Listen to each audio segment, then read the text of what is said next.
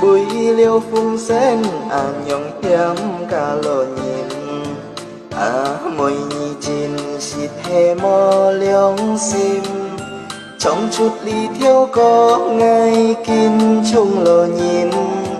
hồ phai phai kỳ già hê dịp già nhìn hê kỳ diêu cho chẳng nhị nhén liong kỳ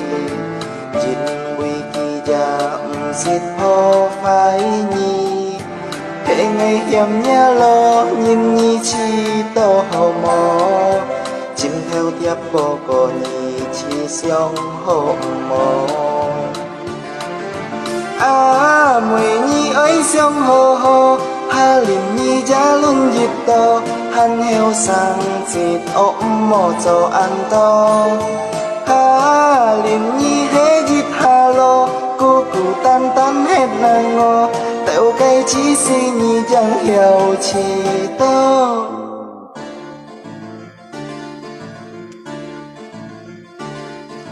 bụi liêu phung sen nhong hiếm cả lò nhìn môi nhị chín xịt hè mò liong sim trong chút ly theo có ngày kín chung lò nhìn hồ hồ phai phai kỳ già hê dịp già nhìn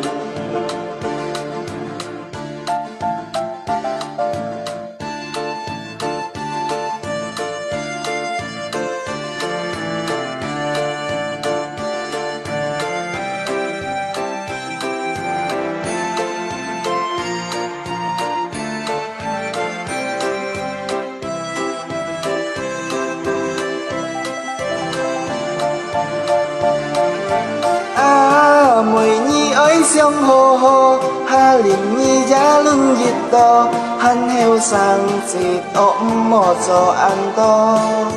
ha liềm nhị hé dịp hà lô cô cụ tan tan hết nàng ngô tẹo cây chỉ xin nhị chẳng hiểu chi to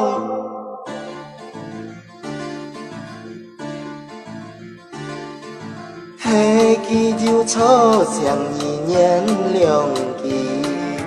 chín bùi kỳ già xịt hồ phai nhị hê ngày hiểm nhà lo nhìn nhị chi to hồ mò chim theo tiếp cô nhị chi xiong hộ mò